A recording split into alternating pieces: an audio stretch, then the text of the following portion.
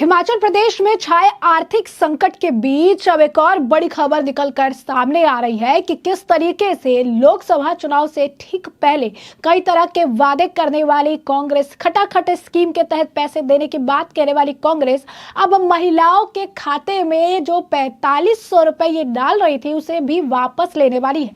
जी हाँ, बिल्कुल सही सुना आपने। हिमाचल प्रदेश की स्थिति किसी से नहीं छुपी है कि किस तरीके से बैंकरप्सी की जो है हालात में अब सुखू सरकार पहुंच गई है और अब अपात्र बताकर ये जो 4500 रुपए महिलाओं के खाते में डाल रही थी, अब इस पर भी टर्म एंड कंडीशन लगा दिए हैं जिसके तहत ये पैसे ये वापस जो है ले सके। क्या है पूरा माजरा, विस्तार से समझ लेते हैं और बता दें कि इस मामले को लेकर जयराम ठाकुर ने भी सुखू सरकार पर जमकर निशाना साधा और ये कहा कि जितना कर्ज बीजेपी की सरकार ने 5 साल में नहीं लिया उससे ज्यादा कर्ज इन्होंने महज 20 महीने में ले लिए और अब ये बीजेपी पर ठिकरा फोड़ने का काम करती है। क्या है माजरा? मंडी जिले के सुंदरनगर में भाजपा मंडल सदस्यता अभियान में पहुंचे बीजेपी के विधायक राकेश जामवाल ने सुखू सरकार पर जमकर निशाना साधा। राकेश जामवाल ने कहा कि कांग्रेस सरकार ने प्रदेश में लोकसभा चुनाव और उपचुनाव आए तो उन्हें प्रभावित करने के लिए महिलाओं के खाते में 4500 डाले, वहीं चुनाव निपटने के बाद इससे पल्ला झाड़ लिया और अब पात्र अपात्र का खेल खेलकर शुरू कर महिलाओं से उन पैसे को वापस लेने जा रहे हैं। सुंदरनगर से बीजेपी के विधायक राकेश जामवाल ने कांग्रेस सरकार पर जमकर निशाना साधा। जामवाल ने कहा कि कांग्रेस पार्टी की सरकार राज्य में हिमाचल प्रदेश में विकास को पूर्ण विराम लगा रहा है। जब कांग्रेस पार्टी ने सत्ता में आना था तो कांग्रेस पार्टी ने जनता से बड़े बड़े वादे किए। जैसे ही कांग्रेस सत्ता पर विराजमान हुई तो सारे वादे हवा हो गए। कांग्रेस सरकार ने प्रदेश में लोकसभा चुनाव उपचुनाव को प्रभावित करने के लिए महिलाओं के खाते में 4500 रुपए डाले, वहीं अब इन महिलाओं को अपात्र बताकर उन पैसे को वापस लेने जा रही है। विधायक जामवाल ने कहा, प्रदेश की कांग्रेस सरकार किसी न किसी तरह से मात्र जनता पर बोझ डालने का प्रयास कर रही है। वहीं अपने दोस्तों की जेब भरने के लिए जिस चेयरमैन को 30,000 सैलरी दिया जाता था उसको 1,30,000 देने की अधिसूचना सीएम सुक्खू ने ऐसे समय में कर दी है जब अपने खजाने के खाली होने की दुहाई देकर कर्मचारियों के हितों पर कुठाराघात कर रहे हैं। सरकार आम जनता को महंगाई के दलदल में धकेल रही है। सीएम सुक्खू अपनी हरकतों से बेनकाब हो चुके हैं। जनता अब समझ चुकी है कि उनको ठगने का कार्य इस सरकार द्वारा किया जा रहा है। वहीं सुंदरनगर भाजपा मंडल सदस्यता अभियान 2024 के प्रशिक्षण वर्ग में बीजेपी विधायक राकेश जामवाल ने मुख्य अतिथि के रूप में भाग लिया। अब ऐसे में आपको बता दें कि भाजपा का सदस्यता अभियान जो है पूरे देश और प्रदेश में महापर्व के रूप में मनाया जा रहा है। अब ऐसे में इस बावरे पर जहां पर नेता मौजूद रहे तो उन्होंने इस मुद्दे को स्पेसिफिक तौर पर उठाया कि कैसे ये खटाखट स्कीम के तहत पैसे देने की बात कर रहे थे, महिलाओं के लिए बात कर रहे थे। और ये बात किसी से नहीं छुपी है कि राहुल गांधी ने खटाखट स्कीम के तहत महिलाओं को जो पैसे देने की बात कही थी और महिलाओं की जब लंबी लंबी कतारें लगी तो उन्होंने महिलाओं को यह कहकर वापस भेजने का काम शुरू कर दिया कि अगर हम सत्ता में आते तो आपको पैसे मिलते, हम सत्ता में नहीं आए तो आपको पैसे नहीं मिलेंगे। यानी जनता को पहले बेवकूफ बनाया। हिमाचल में भी अब जनता ने सुक्खू सरकार को चुन तो लिया लेकिन अब भुगतान भी करती हुई नजर आ रही है, क्योंकि पहले बिजली को लेकर इन्होंने बड़े फैसले लिए और यहां पर भी लोगों को नुकसान, आम जनता को नुकसान झेलना पड़ा। इसके बाद अब सैलरी कट की इन्होंने काम किया, इसके लिए भी आम जनता को नुकसान झेलना पड़ा। इसके बाद अब इन्होंने क्या किया, जो महिलाओं के लिए इन्होंने 4500 रुपए अकाउंट में डाले, इसके लिए भी टर्म एंड कंडीशन लगा दिए, इसके लिए भी अब जनता सफर कर रही है। यानी साफ तौर पर कांग्रेस जहां भी सत्ता में आई, जहां पर भी सत्ता की कमान इनके हाथ में है, ये दूसरे राज्यों को लेकर बयानबाजी करते हैं लेकिन अपने राज्य में इतनी आर्थिक संकट आ चुकी है, फ्री की रेवड़ियां देने की बात करते हैं चुनाव के समय और चुनाव खत्म हो जाने के बाद हर चीज का ठिकरा केंद्र सरकार पर फोड़ने लगते हैं। इसी बीच अब हिमाचल प्रदेश के नेता प्रतिपक्ष जयराम ठाकुर ने मुख्यमंत्री सुखविंदर सिंह सुक्खू की सरकार पर भी गंभीर आरोप लगाए और यह दावा किया कि सरकार ने कर्मचारियों की भविष्य निधि को गिरवी रखकर कर्ज ले लिया है, जिससे कर्मचारी की आर्थिक स्थिति पर बुरा असर पड़ सकता है। जयराम ठाकुर ने कहा कि सरकार ने पेंशनर्स की पेंशन को 10 तारीख को देने की निर्देश ट्रेजरी को दिए हैं। उन्होंने चेतावनी दी कि इससे कर्मचारी को गंभीर समस्याओं का सामना करना पड़ेगा, क्योंकि उन्हें हर महीने कई वित्तीय जिम्मेदारियों को समय पर पूरा करना होता है। इसके अलावा सरकार पर आरोप लगाते हुए कहा कि वेतन में देरी के बहाने सरकार कर्मचारियों के वेतन में कटौती करने की योजना बना रही। आरोप लगाया कि भवन भवन निर्माण कर्मचारी कल्याण बोर्ड और चेयरमैन के वेतन को 30,000 से बढ़ाकर 1,30,000 रुपए कर दिया। जयराम ठाकुर ने सरकार की आर्थिक नीतियों की भी आलोचना की और दावा किया कि सुक्खू सरकार प्रदेश को आर्थिक संकट की ओर ले जा रही है। क्या कुछ और कहना है इनका, जरा सुनिए। एक तो मैं सबसे पहले इस बात को बड़ा स्पष्ट करना चाह रहा हूं कि मुख्यमंत्री जी बार बार जो कह रहे हैं कि भारतीय जनता पार्टी की सरकार ने ऋण लिया और उस ऋण को चुकता करने के लिए हमको ऋण लेना पड़ रहा है। देखिए, ये एक व्यवस्था है जिस व्यवस्था के अनुसार हम भी हिमाचल प्रदेश में जब सत्ता में आए थे उस वक्त लगभग 48,000 करोड़ रुपए से ज्यादा ऋण जो है कांग्रेस की सरकार ने लिया और हमने भी ऋण लिया। जो ऋण की किस्तें थी उनको अदा करने के लिए, ऋण की किस्तें अदा करने के साथ साथ में ब्याज अदा करने के लिए ऋण तो लेना पड़ा हमें भी। लेकिन जो मुख्यमंत्री जी जो गुमराह करने की कोशिश कर रहे हैं, ये गलत आंकड़े प्रस्तुत करके, ये सचमुच में बहुत दुर्भाग्यपूर्ण। एक तो उनका स्वभाव बन चुका है, सत्य नहीं बोलते हैं, गुमराह करने की कोशिश करते हैं, झूठ बोलते हैं। मैं फैक्ट्स पर बात करना चाह रहा हूं। भारतीय जनता पार्टी की सरकार ने 5 वर्ष में जो ऋण लिया है वो टोटल 19,600 करोड़ लिया। ये कंपैरिजन, ये फिगर बहुत इंपॉर्टेंट है। 19,600 करोड़ 5 सालों में लिया और यहां अभी हिमाचल प्रदेश सरकार जो है अभी 2 वर्ष का कार्यकाल नहीं हो पाया इनका, और 2 वर्ष का कार्यकाल अभी तक हो नहीं पाया। जो प्रश्न के उत्तर में अभी जो जानकारी मिली है हमको विधानसभा में, अभी तक 24,176 करोड़ रुपए हिमाचल प्रदेश अभी 2 वर्ष का कार्यकाल नहीं हुआ उससे पहले ले चुकी है।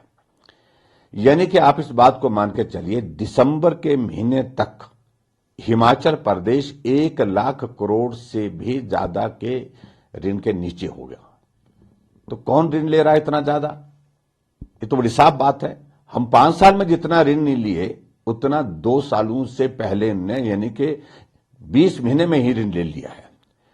और दूसरी बात, हैरानी की बात यह हो रही है कि जो कर्मचारियों का जो भविष्य निधि का जो पैसा होता है वो तो ऐसा होता, वो पैसा कर्मचारियों ने अपने इससे काट करके, अपनी तनख्वाह से काट करके देते हैं ताकि जब भी कर्मचारियों को जरूरत पड़े, और वो एक सेविंग होती है, सेफ सेविंग होती है भविष्य के लिए, बच्चों के लिए, परिवार के लिए और बुढ़ापे के लिए।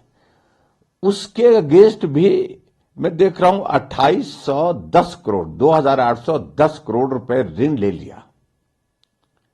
यानी कि इस बात को भी कर्मचारियों को सुनिश्चित करना चाहिए आपकी भविष्य जो जमा होता था वो भी एक तरह का निकाल करके जो है सरकार ने इस्तेमाल कर लिया ऋण लेकर के उसके अगेंस्ट।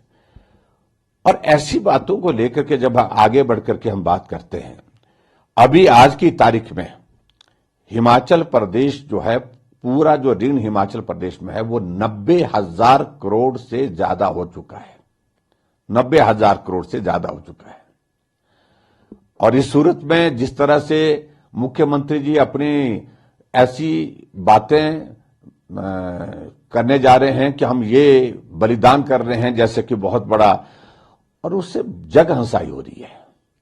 वो नाखून काट करके शहादत देने की बातें कर रहे हैं, मतलब नाखून काट करके शहीद होने की बात कर रहे हैं एक तरह से वो। और मैं हैरान हुआ कि अभी उन्हें ऐलान कर दिया विधानसभा के अंदर कि मैं ये घोषणा करता हूं कि हमारे मंत्री और सीपीएस जो है 2 महीने की सैलरी जो है डेफर करते हैं, 2 महीने तक सैलरी नहीं लेंगे। इसका क्या मतलब हुआ? मंत्रियों के पास गाड़ी है, कोठी है, सारी व्यवस्थाएं हैं, सीपीएस के पास भी है। 2 महीने तक सैलरी नहीं मिलेगी तो क्या फर्क पड़ने वाला, लेकिन 2 महीने के बाद तीसरे महीने 3 महीने की इकट्ठा लेंगे। कौन सी आर्थिकी में इसमें बहुत बड़ा सुधार हुआ? कौन सी इसमें मदद हो पाई है? ये गिमिक्स की पॉलिटिक्स है। यानी कि इनको एक आदत पड़ गई है कि जैसे मैं ऐसा दिखाऊं कि मैं बड़ा दानवीर आदमी हूं और मैं बहुत ऐसी चीजों को सोच करके करता हूं। कल मैं एक नोटिफिकेशन देख रहा था, जो हिमाचल प्रदेश बीओसीडब्ल्यू का जो वेलफेयर बोर्ड है उसका एक चेयरमैन बनाया है, शायद कोई नरदेव सिंह कंवर करके है, वो मुझे एग्जैक्ट मालूम नहीं, लेकिन जो जानकारी बताई गई। तो हमारी सरकार में पहले 15,000 रुपये मिलता था जो चेयरमैन वाइस चेयरमैन बनते थे।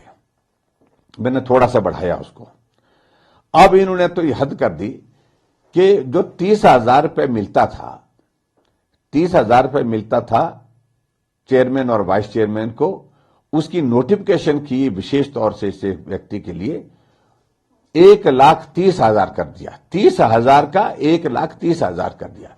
एक तरफ से आप रोना रोए जा रहे हैं कि हिमाचल प्रदेश में फाइनेंशियल क्राइसिस है, इसमें सहयोग चाहिए, आपका समर्थन चाहिए, और दूसरी तरफ से एक चेयरमैन की तनख्वाह आप जो है उसका ऑनरेरियम बढ़ा करके 30,000 से 1,30,000 कर देते हैं। बेहतर होता सीपीएस को हटाते, जिन सीपीएस के लिए आपने हाई कोर्ट में केस लड़ने के लिए 6 करोड़ से ज्यादा वकीलों को फीस दे दी है। ये आंकड़े हैं हाई कोर्ट के। पूरे प्रदेश में जिस प्रकार से विकास के कार्य रुके पड़े हैं आर्थिक तंगी के कारण, वो एक चिंता का विषय है।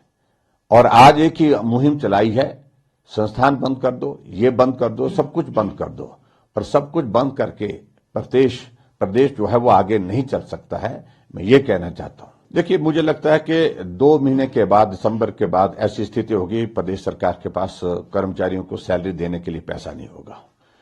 और अभी जिस प्रकार से इन्होंने ये शुरुआत की है, एक मॉडल प्रस्तुत किया है कि मंत्री और सीपीएस जो है वो 2 महीने तक डेफर करेंगे। हो सकता है अगले महीने इस प्रकार के एक और फरमान आ जाए, नवंबर तक, अक्टूबर नवंबर तक, कि कर्मचारी अधिकारियों की सैलरी भी 2 महीने के लिए डेफर कर दी जाती है। और उसके बाद 2 महीने के बाद एक और परिस्थिति आएगी कि हम कर्मचारियों की सैलरी देने में असमर्थ हैं, इसके आगे और बढ़ सकता है। आप कल्पना करिए, इस प्रकार की स्थिति जो हिमाचल प्रदेश में बन रही है, ये बहुत बड़ी चिंता का विषय है। और मैं ये कहना चाहूंगा, पहले ही एचआरटीसी के कर्मचारियों को सैलरी समय पर नहीं मिल पा रही है। आपके जो आउटसोर्स पे लगे हुए कर्मचारी हैं, जो नौजवान नौकरी करते हैं, उनकी सैलरी 3-3, 4-4 महीने, 6-6 महीने डिले हो रही है। तो ऐसी बहुत सारी चीजें हैं, क्योंकि मैस क्रिएट हो गया।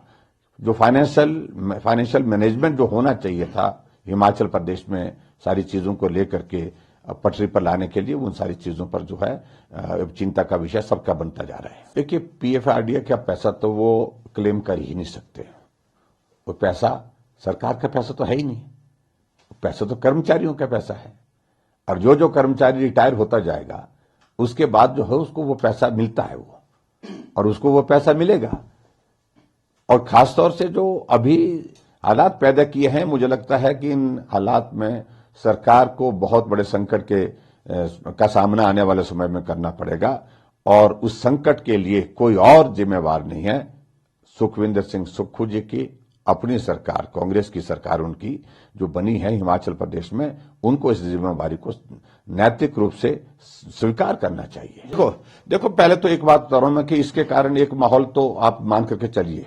ये शुरुआत की उनने मंत्रियों के, सीपीएस के जो सैलरी और उनके ऑनरेरियम जो उनको डेफर करने के लिए। इसके बाद कर्मचारियों की बारी आएगी, उसके बाद कर्मचारियों को 2 महीने के बाद और ज्यादा गैप देने की स्थिति आ जाएगी, 6 महीने तक जाएगी। फिर उसके बाद एक स्थिति ऐसी आ जाएगी, इसी सरकार में आ जाएगी, अगर ये सरकार रही तो ये स्थिति आ जाएगी कि हम अब सैलरी देने की स्थिति में नहीं है, कर्मचारी इंतजार करें। देखो, मैं इस सारी चीज को लेकर के यानी कि फाइनेंशियल बैंकरप्सी की ओर हिमाचल प्रदेश जो है कांग्रेस के हमारे सुखविंदर सिंह सुक्खू के नेतृत्व में जा ही रहा है। देखिए, मुझे लगता है कि एक तो कांग्रेस की जो राहुल गांधी की जो एक सारी वो बात चली थी फ्री वीज की, और पर्टिकुलरली जो गारंटियों की बात, जो खटाखट की बातें कर रहे थे। हिमाचल पहला उदाहरण है, शुरुआत हो चुकी है। कर्नाटक में भी हालात ऐसे बन चुके हैं, तेलंगाना में भी हालात ऐसे बन चुके हैं। और मुझे लगता है कि जो राज्य चुनाव में अब जा रहे हैं, स्वाभाविक रूप से एक माहौल वहां पर भी इस तरह का बन गया है कि ये गारंटियां प्रदेश को बर्बाद करने वाली हैं, तबाह करने वाली हैं, और इसलिए कोई भी अब गारंटियों पर भरोसा नहीं करेगा। जैसा कि आपने सुना, उन्होंने कहा कि सरकार एक तरफ अपने मंत्री और मुख्य संसदीय सचिवों का वेतन विलंबित कर रही है, तो दूसरी तरफ असंवैधानिक नियुक्तियों को बचाने के लिए 6 करोड़ रुपए से अधिक दिल्ली के वकीलों पर खर्च कर रही है। सुखू सरकार को चेतावनी देते हुए उन्होंने कहा कि उनकी रणनीतियों को सफल नहीं होने देंगे और सरकार के खिलाफ उनकी लड़ाई जारी रहेगी। तो कहीं ना कहीं अगर आप देखेंगे तो राहुल गांधी की खटाखट स्कीम, कांग्रेस की खटाखट स्कीम अब हिमाचल प्रदेश को ले डूबी है और वहां पर भयंकर आर्थिक संकट जो है आन पड़ा है। और स्थिति ऐसी है कि बीजेपी के नेताओं ने अब यह कहना भी शुरू कर दिया है कि ये जो कर्ज ले रहे हैं, वो जो लोन ले रहे हैं, ये लोन भी अब कर्मचारियों के वेतन के हिसाब से लिए जा रहे हैं, जिससे उनके भविष्य को खतरे में डालने का काम किया जा रहा है। यानी कांग्रेस की जो सुखद सरकार है हिमाचल में, अब इसके वजह से हिमाचल की आम जनता भयंकर तरीके से सफर करती नजर आ रही है। तो ऐसे में हमने आपको पूरा मामला विस्तार से बताया। इस मामले पर अब आपकी जो राय हो कमेंट सेक्शन में कमेंट करके जरूर से जरूर साझा करिएगा। धन्यवाद।